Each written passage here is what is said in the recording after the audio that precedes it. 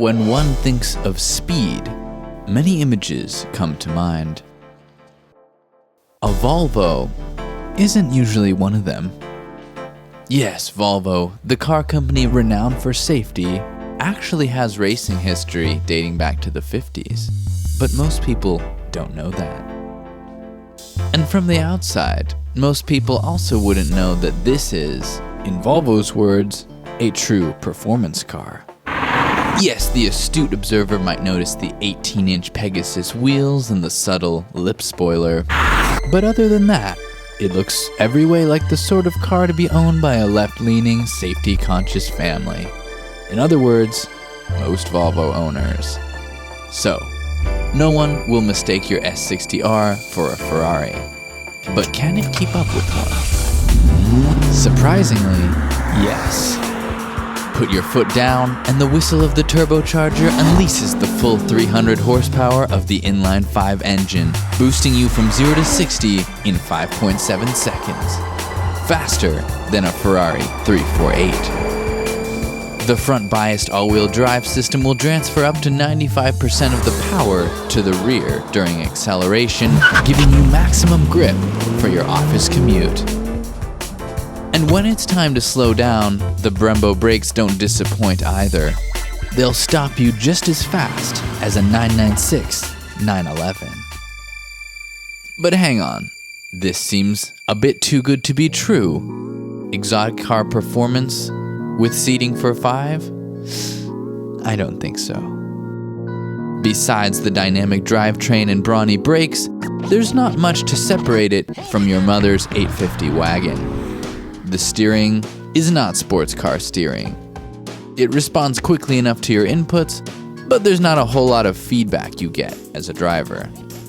On top of that, there's the handling, which is dialed in for a very safe amount of understeer. And if you still didn't get the sense that Volvo were all about safety, try turning the traction control off in this car. Press the button? Nope, that just reduces it. Maybe hold the button, like in other cars? That's not it either. I actually had to look this up. You have to press the button 5 times in succession. 5 times. Volvo say they wanted to make sure the driver knew what they were doing. Seems like Volvo wanted to be sure the driver wouldn't turn it off. Not very sporty, Volvo. Not very sporty. But, in Volvo's defense, they've equipped the car with their active chassis suspension that can adjust the shock absorbers 500 times per second. In comfort mode, the car insulates its passengers from any roughness in the road. But in advanced mode, it tightens things up so that under hard braking, for example, the front stiffens, leading to less dive and more control. Volvo also claimed that in advanced mode, the car is suited for track driving,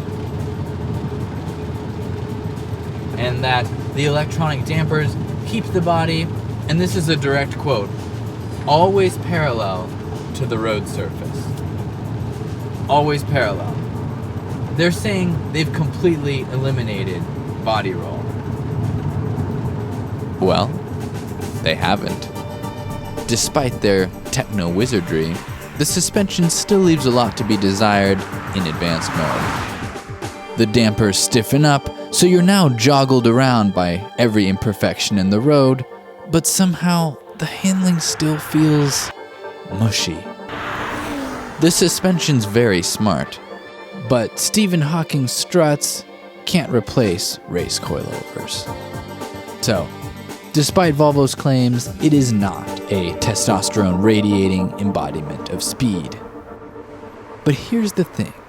When you put aside the performance and look at it as a normal sedan, it actually makes a lot of sense. Let me explain.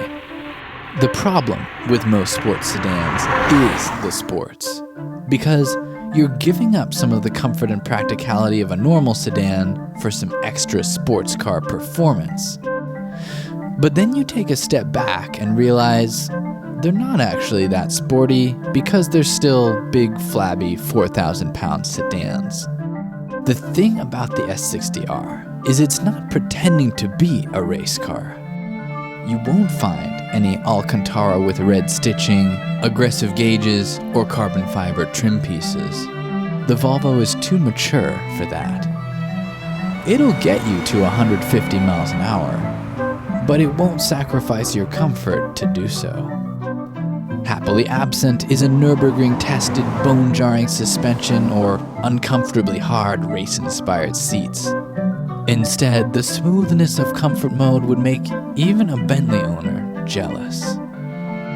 And the seats, they're more indulgent than IKEA's finest.